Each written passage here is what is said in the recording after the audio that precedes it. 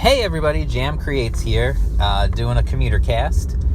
Like I said, over the weekend I had some different stuff coming up, which was nice. I had like a video about my Spider-Man, Amazing Spider-Man number 16 from back in the 60s that my father had and passed down to me. Did my first review of a comic escape book when I did Stardust by Little Caesar Nasser.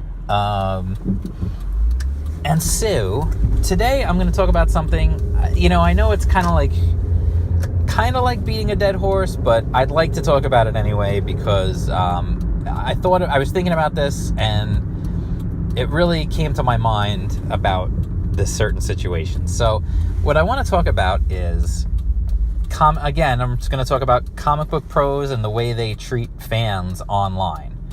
Now, an interesting thing occurred to me because I've actually had people always say don't meet your heroes, and honestly I don't know that I would necessarily consider anyone a comic book pro a hero of mine, unless you're talking about maybe like Todd McFarlane or Jim Lee or somebody like that.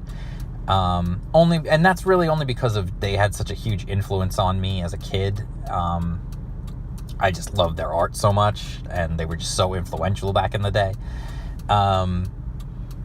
I tend not to get like starstruck when I meet celebrities or anything like that. And I have had the occasion to meet actually quite a few celebrities and quite a number of professional athletes and stuff like that throughout my life, just because of, my profession that I was in. I interviewed a lot of pro athletes, and I met a lot of pro athletes, and I also was able to meet a lot of celebrities due to some other stuff that we were doing. And, the interesting thing is I've met some really cool celebrities. I've met some celebrities who are kind of like, whatever. And I've met some who are jerks. And comic book fans, I would not tell comic book creators to act like celebrities per se, because celebrities definitely have an overinflated... I think they already do. I think celebrities have an overinflated sense of self-importance. There have been some exceptions. Like I said, I've met some really nice ones over the years. And, they've treated me and my family really nicely, and that's important to me. You treat my kid nicely, I'm gonna have a high opinion of you.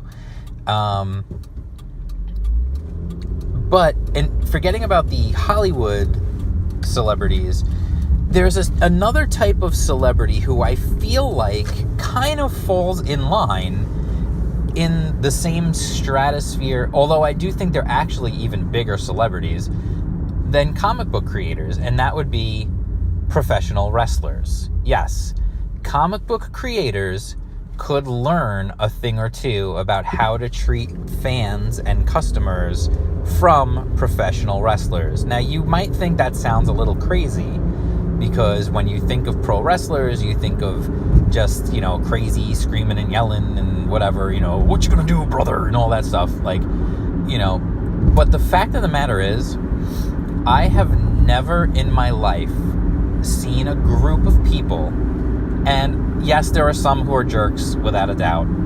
And depending on the situation, you may have some who treated you like crap, and I'm sorry if that happened. But I'm just generalizing here for the sake of making a point. And because, honestly, the majority of the wrestlers I've met over the years, and I've met quite a few, have been super cool. So, here's what I was going to say. Pro wrestlers are really thankful for the fans. They really are. For the most part, almost to a man, they are super grateful for the fans who come out, who buy the merchandise, who go to the shows, who scream and yell, who cheer, who make signs, who buy the toys, who buy the video games, and all that. They are super grateful to those fans. Why are they so grateful to their fans? Because they know if the fans weren't there, if the fans don't come out, if the fans don't support them, they don't work. Wrestling is a brutal, brutal business. And this is why guys will wrestle when they're hurt, will try to wrestle through injuries and things of that nature. And it's because they know if they're not there, if they're not on the shows, if they're not on TV week in and week out, people forget about them. And if people forget about them, people don't buy their merchandise, and wrestlers get a cut of the merchandise that sells with their, with their stuff on it. And so if they're not on TV, their stuff is not going to sell. It's as simple as that. Like, yeah, there are some who are probably evergreen, who will always sell even if they're not on TV for a while. People like Hogan and Steve Austin and The Rock and, people like that. But even they, let's be honest, I'm sure The Rock does not sell nearly as many t-shirts as he did when he was wrestling every week on Monday Night Raw. Like, he just doesn't. I guarantee it. So they are really, really grateful for the fans. They really are. And when you go see a guy who, whether he is like a super big star, like the biggest star at the time, or you see a guy who was a big star, or you see a guy who's maybe up and coming or something like that, generally speaking, these guys are usually really cool to the fans. Don't be a jerk to them, obviously. Like, don't be, don't interrupt them while they're trying to eat their dinner or something like that. Like, that's just, common courtesy. Because if they treat you like a jerk, then, hey, you deserve it. You know what? You deserve it. I saw Dean Malenko at Disney World, and I left him alone because, yeah, I recognized him. But he was also, at the time, about to get on the teacup ride with his daughter. What am I going to do? Run up to him and be like, Dean Malenko, sign my arm or something stupid like that? Like, no, the dude's with his daughter at Disney World, for Christ's sake. Like, just leave him alone. If he was just standing there doing nothing, I probably would go up and just say hello to him. But that's also me. Like, I don't tend to get starstruck by celebrities or by wrestlers or anything like that. Like, I tend to just, see them. I don't really ask for autographs usually because, like, what am I going to do with it? Like, once I have it, what the hell am I going to do with it? And honestly, I'm so old that getting pictures with wrestlers was a little bit more of a hassle than it is nowadays. You couldn't just take a selfie like you can now. You had to have a camera with you, and somebody had to take the picture for you, So I do have some pictures. I have, I've got pictures of, I don't think I have a picture of myself with Stone Cold, but I did meet Stone Cold, and I have a picture of him and stuff.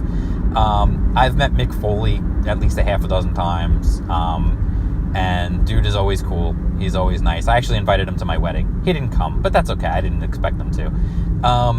We did that, my wife and I did that just for fun, because we were like, if he does show up, that'd be really kind of funny. He asked us if he could bring Dee Snider as his plus one, and we said, yeah, sure. Yeah, no, my whole point is when you see wrestlers and you see the way that they react to the fans and the way that they treat the fans, when they go do an autograph signing, they sign autographs, they talk with the fans, they interact, they high five, they give hugs, they do all kinds of stuff. Comic book creators are like very skeptical of the fans. They don't like the fans. They seem to treat the fans like, it's one of those things where you almost get the feeling that comic book creators feel like this job would be great if it wasn't for the fans. Meanwhile, wrestlers are like, this job is great because of the fans. Wrestlers love what they do. You wouldn't be a pro wrestler if you didn't love it. There's very few guys who get into pro wrestling for the money, because quite frankly, the money sucks in pro wrestling unless you get to the big time. If you don't get to the big time, you're killing yourself and destroying your body and traveling all over the place and staying in crappy motels or driving all night, doing a show, and then driving all night back to where you got to go for, $50 if you're lucky. And all the money on that show is going to, a guy who used to be famous. But the funny thing is when you meet those guys, they're still cool. When you meet them at shows, like, they're cool dudes. Like, they're chill. They're excited to meet their fans. They're happy to hang out. Like, as long as you're not like an idiot, they're always happy to meet you. And I've met big stars in wrestling. I've shaken, this is like the part where I'm going to like name drop, just because I want you to understand what I mean by how these people treat fans. I've met Bret the Hitman Hart, and dude was chill. He had a whole conversation with me and my friends. We chit-chatted for a little bit, and then he went on his way. We didn't bug him. We didn't ask him for a picture. We didn't ask him for autographs. We just talked to him. We met Vince McMahon. I shook his hand, talked to him for a little while. Not very long, because there was a lot of people there. I met Ron Simmons, who you may know as Farouk. Dude was mad cool. He was one of my favorites, so that's why I bring him up, because he was one of my favorites, and I got to meet him.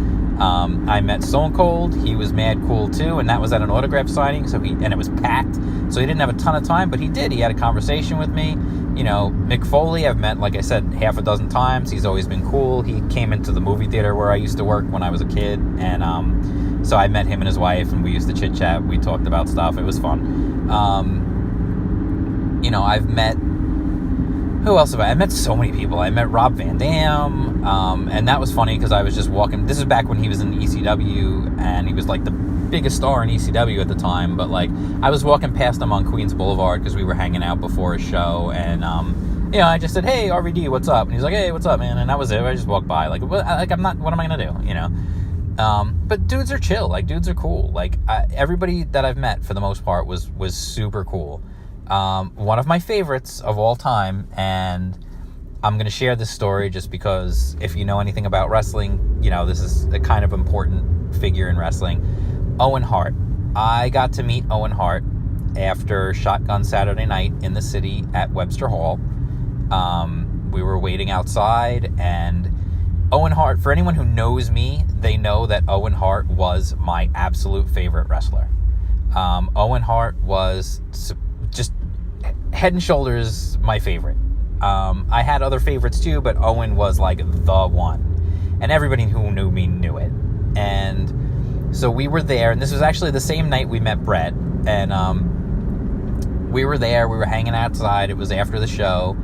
And this was, you know, Owen was still a heel at the time. Everybody hated him. He was, you know, I am not a Nugget, 2-time Slammy Award winner, all that nonsense, you know. And Owen came out of the building, and somehow, and again, honestly, this is one of the few times in my life I was starstruck. I had no idea how this happened, but there were, you know, those wooden police sawhorses that they put up to blockade things. Somehow, some way, I wound up on the inside of the sawhorse, and I don't really know how. And I just know my friends were pushing me towards Owen, and Owen came by, and I shook his hand, and I told him he was my favorite, just like a silly little fan would do. It was a fan moment. And he stopped in his tracks, and he was like, "Really?" Like, he genuinely seemed surprised that somebody said he was their favorite wrestler. And he stayed there, and he talked to me for a good, 5 minutes. We were just having a whole conversation. And it wasn't until somebody pulled him away, like one of his people who he was with pulled him away and was like, "Come on, we gotta go." And he was like, and he was shaking my hand. He was like, it was really nice to meet you, blah, blah, blah. And, you know, he was just so cool. And that's one of my favorite memories as a wrestling fan. Honestly, I haven't watched wrestling in years now. I dropped off. I was probably the biggest wrestling fan you will ever meet for about 20-something years, and maybe even longer, actually. And I went to countless shows, and eventually I just dropped off for whatever reason. And, you know, I had a kid, and life got, whatever. So I couldn't dedicate, 8 hours of my life every week to watching wrestling. I just couldn't do it anymore. But that was still one of my favorite moments. And, that's something that what did it take from him to do that? Like, let's be honest. It took 5 minutes of his night to shake my hand and have a conversation. And it's something I'll always remember. And, especially, after he passed away, it was like, I'm so honored that I had the chance to meet him even. And this is what comic book pros don't seem to understand. Like, the fans, no, they don't really know you. They might think they know you because they see you on Twitter or whatever, or they maybe see you on YouTube or anything like that. And they know whatever you're putting out there. And if what you're putting out there is that you hate the fans and that the fans are terrible, you know what? That's what they see. And so why would they come approach you at a convention or something? I certainly wouldn't. If I saw someone who was constantly spouting things online about how they hate the fans and how terrible the fans are, why on earth would I waste my time going to say hello to them at a convention? I would just look at them and be like, "Oh, it's the guy who hates fans. Moving on." you don't have time. Like, I'm sorry, I'm not wasting my time. And that's the thing. I feel like these comic book pros have this feeling of superiority, like they are these huge celebrities. And I'm sorry, guys, but I have news for you. You're not. You're not. I don't care how many Twitter followers you have. Half of those are the same people, just with multiple accounts. Or they're just your same circle of friends who are all following one another. Like, it's not. Like, and how many of those are people who got onto Twitter, started an account, and said, oh, I'm going to follow, that's cool, there's comic book pros, I'm going to follow them on Twitter and see what they have to say about my favorite comic books that they're working on. And then they saw how, like, awful Twitter could be, and just said, nah, forget it, deleted the app, and never went back on Twitter. But they didn't unfollow you. They just straight up deleted Twitter, or didn't even delete their Twitter. They just don't use it anymore. And so you still have that counting as a follower, but that's a follower who hasn't been active in like 4 years because they just gave up on Twitter altogether. You're not super famous, guys. I hate to break it to you, but you're just not. And pro wrestlers, even like guys who wrestle on the indie circuit for, $50 in a bingo hall somewhere, they appreciate their fans so much more. They understand they have to cultivate that interest from the fans. And this is what I see guys like the Comicsgate crew doing correctly. They are cultivating that fandom. They are cultivating that relationship with their followers and their fans and their YouTube subscribers and everything else. Like, they're being cool to these people. I see them every day being nice on Twitter, being nice to their followers on YouTube. Like, and you can say, well, they're just trying to get money. Well, duh. That's the whole idea. If you're nice to people, they're much more willing to support you when you have a product, when you have a project that you want to put out. And that's what wrestlers, it's a one-to-one with pro wrestlers. If they don't have fans, they don't work. If they don't work, they don't get paid. That's how simple it is with professional wrestlers. And they understand it from the word go, from the time they're wrestling, at a wrestling school or in a bingo hall for free sometimes, or for $20 for a match, and they're going out there putting their body on the line. They're doing it because they're hoping to grow their audience, and they're hoping to grow their fans. They're hoping that they will put out a great match that fans will appreciate and then start to follow and talk about.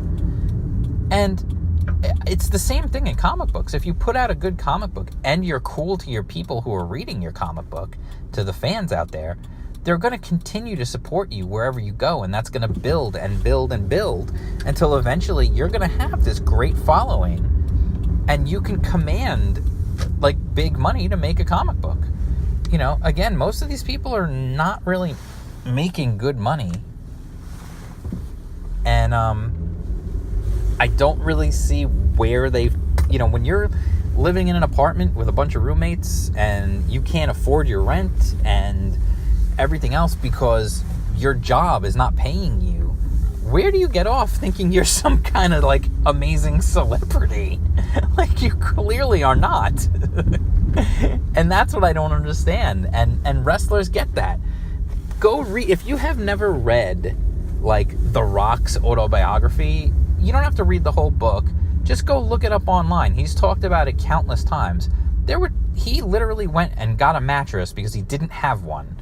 He went and got a crappy mattress that a motel was throwing out because he couldn't afford a new bed. He couldn't afford a mattress of his own. So you don't think that guy appreciates every damn one of his fans that got him to where he is at today, where he has millions and millions of dollars and millions and millions of fans? Yeah, I know that was an awful impression because I'm in my car and didn't feel like doing a really, really good one. But that's it. Comic book pros, act more like wrestlers. And not in the, I'm going to be a heel and call everybody stupid names. No, act more like wrestlers in that wrestlers appreciate their fans. Even the bad guys, fellas, I got news for you. Even the heels appreciate their fans, and they appreciate the people who hate them. Take a cue from them, learn from them, cultivate your fans, cultivate a good relationship with the comic book fans, and you'll be amazed where it can take you. So that's the end of this video. I'm done. It's a little bit ranty, but I think it was a good observation. At least I hope you'll think it was. If you like this video, hit the thumbs up, like, subscribe, follow me on Twitter. I'm at jam_creates. I'm on DeviantArt. I've been posting some new stuff on there. I'm Jam Creates on that too. Hit the bell for notifications, like, subscribe, all that stuff. Still got to work on my outros. And, oh, you know what? Since I was doing a wrestling-themed one, hello, here's an easy way to do an outro. And that's the bottom line. Nah, you know what? Yeah, whatever. So that's the end of this video. If you smell what Jam Creates is about to go have for dinner, because I'm home from work, so I'm going to go eat dinner. Bye.